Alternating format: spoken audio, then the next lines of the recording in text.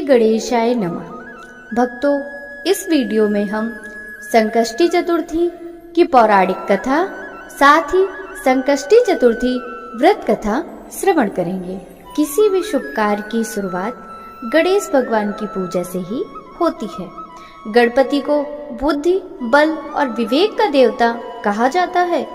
भगवान गणेश अपने भक्तों की सभी परेशानियों और विघ्नों को हर लेते हैं, इसलिए इन्हें विघ्नहर्ता भी कहते हैं। संकष्टी चतुर्थी का त्योहार गणपति को समर्पित है। यह सभी प्रसिद्ध त्योहारों में से एक है। संकष्टी चतुर्थी का मतलब होता है संकट को हरने वाली चतुर्थी। भक्तों, आइए जानते हैं संकष्टी चतुर्थी क्यों मनाई जाती है। एक बार माता पार्वती और भगवान शिव नदी के पास बैठे हुए थे। तभी माता पार्वती ने चौपड़ खेलने की इच्छा जाहिर की। समस्या इस बात की थी कि वहां उन दोनों के अलावा तीसरा कोई नहीं था खेल का निर्णय बता सके। समस्या को देखते हुए शिव और पार्वती ने मिलकर एक मिट्टी की मूर्ति बनाई और उसमें जान डाल दी। दोनों ने मिट्टी से बने बालक को खेल को अच्छी तरह से देखने का आदेश दिया ताकि यह फैसला आसानी से लिया जा सके कि कौन जीता और कौन हारा। खेल शुरू हुआ जिसमें माता पार्वती बार बार विजयी हो रही थी। खेल का दौर लगातार चल रहा था, लेकिन एक बार गलती से बालक ने माता पार्वती को हारा हुआ घोषित कर दिया। बालक की इस गलती ने माता पार्वती को बहुत क्रोध दिलाया और उन्होंने गुस्से में आकर बालक को लंगड़ा होने का श्राप दे दिया। बालक ने अपनी भूल के लिए माता से बहुत क्षमा मांगी। बालक के बार बार निवेदन करने से माता का दिल पिघल गया। माँ पार्वती ने कहा कि मेरा श्राप वापस तो नहीं हो सकता, लेकिन एक उपाय अपनाकर वह श्राप से मुक्ति पा सकेगा। माता ने कहा कि संकष्टी वाले दिन पूजा करने पर इस जगह पर कुछ कन्याएं आती हैं। तुम उनसे व्रत की विधि पूछकर इस व्रत को सच्चे मन से करना। बालक ने पूरी विधि और श्रद्धा पूर्वक इस व्रत को किया। बालक की सच्ची आराधना से भगवान गणेश प्रसन्न हुए और उसकी इच्छा हुई। बालक ने माता पार्वती और भगवान शिव के पास जाने की इच्छा जताई। गणेश जी उस बालक की मांग पर उसे शिवलोक पहुंचा दिए। जब वहां पहुंचा तो वहां उसे केवल भगवान शिव ही मिले, क्योंकि माता पार्वती भगवान शिव से नाराज होकर उन्हें कैलाश छोड़कर ही चली गई। शिव ने उस समय बालक से पूछा वो यहाँ तक कैसे आया। जब उसने शिव जी को बताया कि गणेश जी की पूजा से उसे यह वरदान प्राप्त हुआ है। यह जानने के बाद भगवान शिव ने भी पार्वती को मनाने के लिए उस व्रत को किया, जिसके बाद माता पार्वती भगवान शिव से प्रसन्न होकर वापस कैलाश लौट आईं। इस कथा के अनुसार संकष्टी के दिन भगवान गणेश का व्रत करने से व्यक्ति की हर मनोकामना पूरी होती है। बोलिए गणेश भगवान की जय हो। संकष्टी गणेश चतुर्थी व्रत प्रत्येक मास के कृष्ण पक्ष की चतुर्थी तिथि को किया जाता है। ऋषिगण पूछते हैं कि हे स्कंद कुमार, दरिद्रता, शोक, कुष्ठ आदि से विकलांग, शत्रुओं से संतप्त, राज्य से निष्कासित राजा, सदैव दुखी रहने वाले, धनहीन, समस्त उपद्रव से पीड़ित, विद्याहीन, संतानहीन, घर से निष्कासित लोगों, रोगियों एवं अपने कल्याण की कामना करने वाले लोगों को क्या उपाय करना चाहिए जिससे उनका कल्याण हो और उनके उपरोक्त कष्टों का निवारण हो। यदि आप कोई उपाय जानते हो तो मुझे अवश्य बतलाइए। स्वामी कार्तिकेय जी ने कहा, हे ऋषियों, आपने जो प्रश्न किया है उसके निवारणार्थ मैं आप लोगों को एक शुभदायक फल बतलाता हूँ, उसे सुनिए। इस व्रत के करने से पृथ्वी के समस्त प्राणी सभी संकटों से मुक्त हो जाते हैं। यह व्रत राज महापुण्यकारी एवं मानवों को सभी कार्यों में सफलता प्रदान करने वाला है। विशेषता यदि इस व्रत को महिलाएं करें तो उन्हें संतान एवं सौभाग्य की वृद्धि होती है। इस व्रत को धर्मराज युधिष्ठिर ने किया था। पूर्व काल में राज्याच्युत होकर अपने भाइयों के साथ जब धर्मराज वन में चले गए थे, तो उस वनवास काल में भगवान श्री कृष्ण ने उनसे कहा था। युधिष्ठिर ने भगवान कृष्ण से अपने कष्टों के सर्वनार्थ जो प्रश्न किया था, उस कथा को आप श्रवण कीजिए। युधिष्ठिर पूछते हैं, हे पुरुषोत्तम, ऐसा कौन सा उपाय है जिससे हम वर्तमान संकटों से मुक्त हो सकें? हे गदाधर, आप सर्वज्ञ हैं, हम लोगों को आगे अब किसी प्रकार का कष्ट न भुगतना पड़े, ऐसा उपाय बतलाइए। स्कंद कुमार जी कहते हैं कि जब धैर्यवान युधिष्ठिर विनम्र भाव से हाथ जोड़कर बारंबार अपने कष्टों के निवारण का उपाय पूछने लगे, तो भगवान श्री कृष्ण ने कहा कि हे राजन, संपूर्ण कामनाओं को पूर्ण करने वाला एक बहुत बड़ा गुप्त व्रत है। हे युधिष्ठिर, इस व्रत के संबंध में मैंने आज तक किसी को नहीं बतलाया है। हे राजन, प्राचीन काल में सतयुग की बात है कि पर्वतराज हिमाचल की सुंदर कन्या पार्वती ने शंकर जी को पति रूप में प्राप्त करने के लिए गहन वन में जाकर कठोर तपस्या की, परंतु भगवान शिव प्रसन्न होकर प्रकट नहीं हुए। तब शैलत नया पार्वती जी ने अनादिकाल से विद्यमान गणेश जी का स्मरण किया।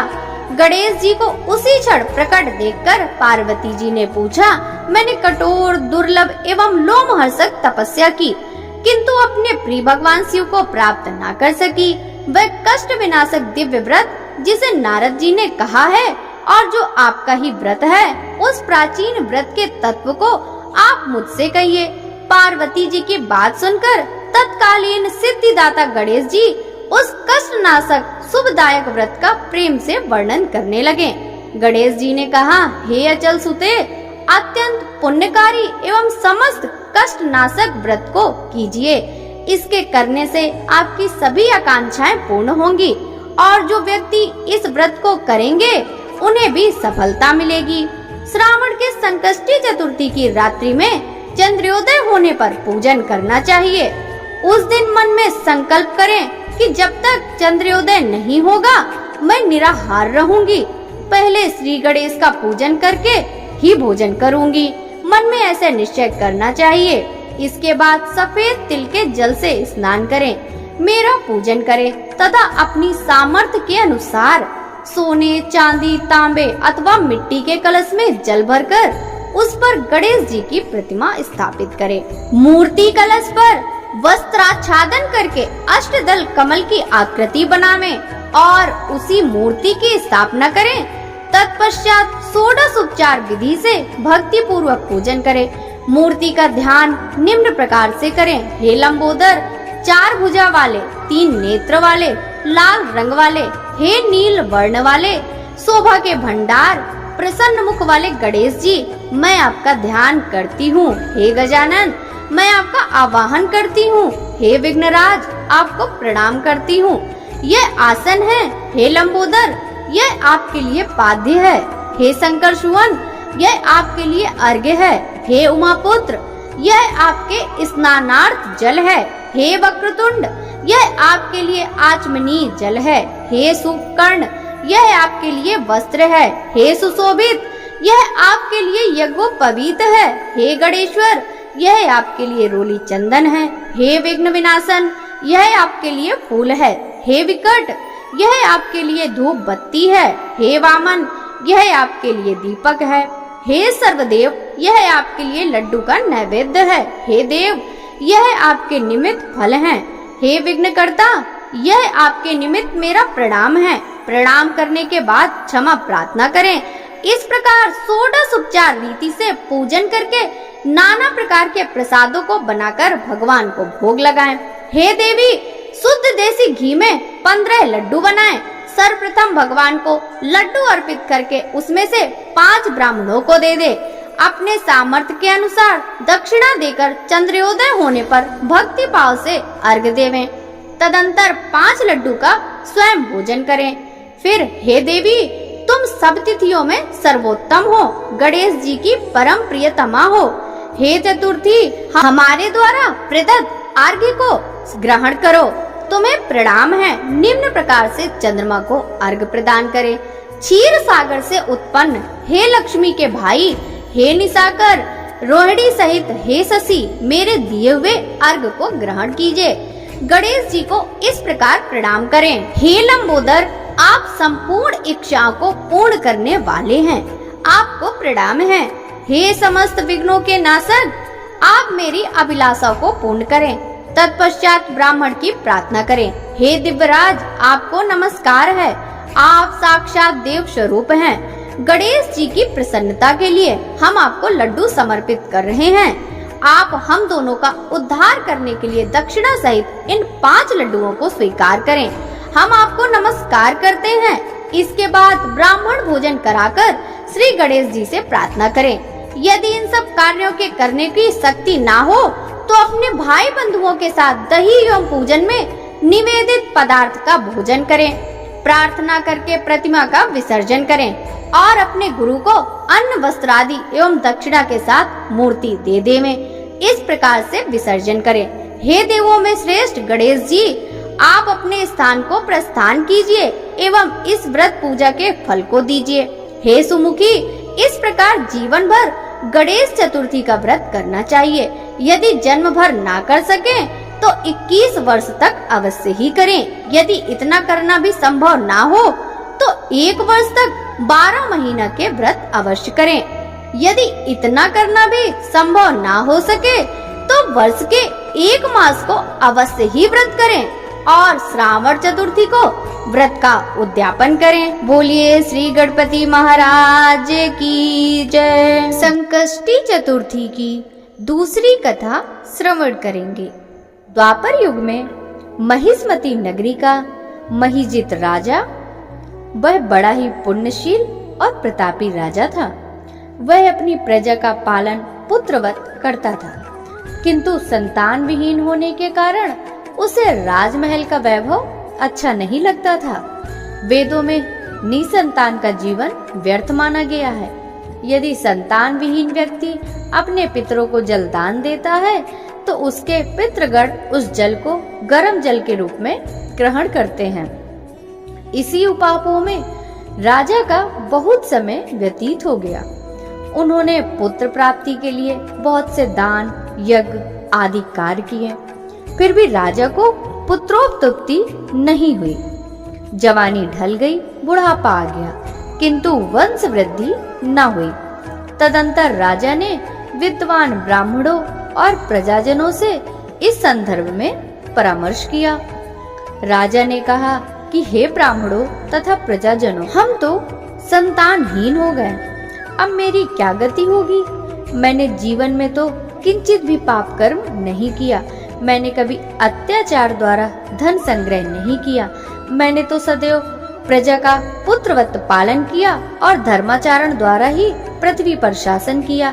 मैंने चोर डाकुओं को दंडित किया, इष्ट मित्रों के भोजन की व्यवस्था की, गौ ब्राह्मणों का हित चिंतन करते हुए शिष्ट पुरुषों का आदर सत्कार किया। फिर भी मुझे अब तक पुत्र न होने का क्या कारण है।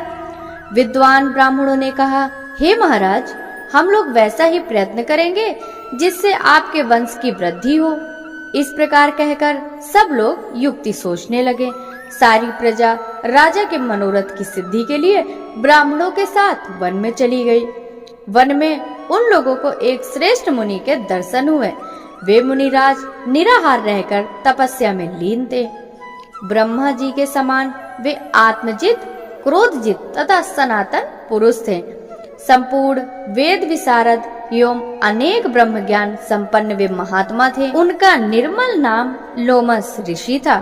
प्रत्येक कल्पांत में उनके एक एक रोम पतित होते थे, इसलिए उनका नाम लोमस ऋषि पड़ गया।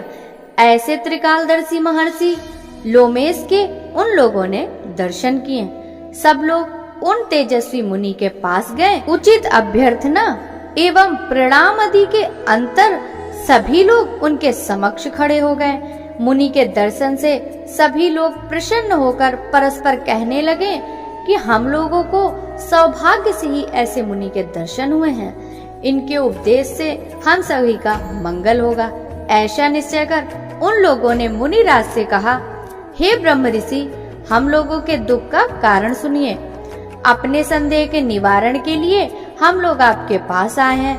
हे भगवान, आप कोई उपाय बतलाइए। महर्षि लोमेश ने पूछा, सज्जनों, आप लोग यहाँ किस अभिप्राय से आए हैं? मुझसे आपका क्या प्रयोजन है? स्पष्ट रूप से कहिए, मैं आपके सभी संदेहों का निवारण करूंगा।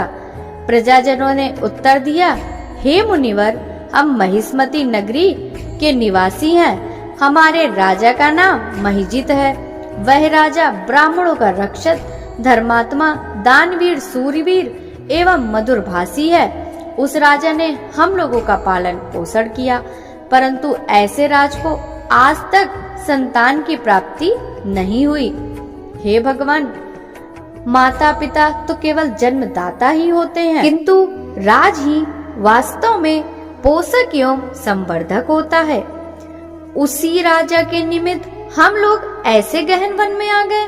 हे महर्षि, आप कोई ऐसी युक्ति बताइए जिससे राजा को संतान की प्राप्ति हो, क्योंकि ऐसे गुणवान राजा को कोई पुत्र ना हो, यह बड़े दुर्भाग्य की बात है। हम लोग परस्पर विचार विमर्श करके इस गंभीर वन में आए हैं। उनके सौभाग्य से ही हम लोगों ने आपका दर्शन किया। हे मुनिवर, किस व्रत, दान, पूजन आदि अनुष्ठान कराने से राजा को पुत्र होगा? आप कृपा करके हम सभी को बतलाएं। प्रजा की बात सुनकर महर्षि लोमेश ने कहा, हे भक्तजनों, आप लोग ध्यान पूर्वक सुनो। मैं संकट नाशन व्रत को बता रहा हूँ। यह व्रत निसंतान को संतान और निर्धनों को धन देता है। श्रावण कृष्ण चतुर्थी को गजानन नामक गणेश की पूजा करें। राजा व्रत करके श्रद्धा युक्त हो ब्राह्मण भोज करवाकर उन्हें वस्त्र दान करें। गणेश जी की कृपा से उन्हें अवश्य ही पुत्र की प्राप्ति होगी। महर्षि लोमस की यह बात सुनकर सभी लोग करबद्ध होकर उठ खड़े हुए। नतमस्तक होकर दंडवत प्रणाम करके सभी लोग नगर में लौट आए। वन में घटित सभी घटनाओं को प्रजाजनों ने राजा से बताया। प्रजाजनों की बात सुनकर राजा बहुत ही प्रसन्न हुए और उन्होंने श्रद्धा पूर्वक विधिवत गणेश चतुर्थी का व्रत करके ब्राह्मणों को भोजन वस्त्रादि का दान दिया। रानी सुदीक्षिणा को श्री गणेश जी की कृपा से सुंदर और सुलक्षण पुत्र प्राप्त हुआ। श्री कृष्ण जी भी कहते हैं, इस व्रत का ऐसा ही प्रभाव है। जो व्यक्ति इस व्रत को श्रद्धा पूर्वक करेंगे वे समस्त सांसारिक सुख के अधिकारी होंगे। बोलिए गणेश भगवान की जय। पुराने समय में रंती देव नाम का एक राजा रहता था। उनके राज्य में एक ब्राह्मण रहता था जिसका नाम धर्मकेतु था। धर्मकेतु की 2 पत्नियां थी। एक का नाम सुशीला और दूसरे का नाम चंचलता था। दोनों पत्नियों के विचारों और व्यवहारों में काफी अंतर था। सुशीला धार्मिक स्वभाव की थी और उपवास पूजा पाठ करती रहती थी। इसके विपरीत चंचलता भोग विलास में लीन रहती थी। वह बॉडी के मेकअप पर ज्यादा ध्यान देती थी। चंचलता का मन किसी पूजा उपवास में नहीं लगता था। कुछ दिनों बाद धर्मकेतु की दोनों पत्नियों के बच्चे हुए। सुशीला की एक पुत्री थी और चंचलता ने एक पुत्र को जन्म दिया। चंचलता सुशीला से कहती थी, सुशीला, तुमने इतना सारा उपवास करके अपना शरीर सुखा लिया, फिर भी तुम्हारी एक लड़की है। मैंने कोई उपवास या पूजा नहीं की, फिर भी एक पुत्र को जन्म दिया है। कुछ दिन तक सुशीला सुनती रही, लेकिन जब यह बहुत ज्यादा हो गया तो उसे बहुत दुख हुआ। उन्होंने गणेश की पूजा की और भावना को अपने गणेश जी के साथ साझा किया। अधिक कठिन और हृदय की पूजा करना शुरू कर दिया। गणेश जी बहुत प्रसन्न हुए तो उनकी कृपा से सुशीला की पुत्री के मुख से बहुमूल्य मोती और मूंगे निकलने लग गए। उसने एक सुंदर पुत्र को भी जन्म दिया। इतने सौभाग्य से सुशीला कर्म जब जागा तो चंचलता के हृदय में ईर्ष्या होने लगी। उसने सुशीला की बेटी को कुएं में गिरा दिया, लेकिन सुशीला को विनायक गणेश जी का आशीर्वाद प्राप्त था। उसकी बेटी को कुछ नहीं हुआ और उसे कुएं से सुरक्षित बाहर निकाल लिया गया। उनकी हर विघ्न से रक्षा की। जैसे भगवान विघ्नहर्ता ने दोनों माँ बेटी के सभी विघ्न हरे, वैसे ही हमारे भी हरे। बोलिए श्री गणपति भगवान की जय। जय गणेश जय गणेश जय गणेश देवा, माता जाकी पार्वती पिता महादेवा। एक दंत दयावंत चार भुजधारी, माथे सिंदूर सोहे मूस की सवारी।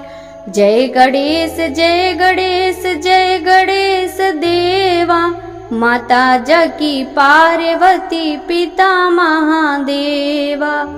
पान चढ़े फल चढ़े और चढ़े मेवा, लड्डून का भोग लगे संत करे सेवा।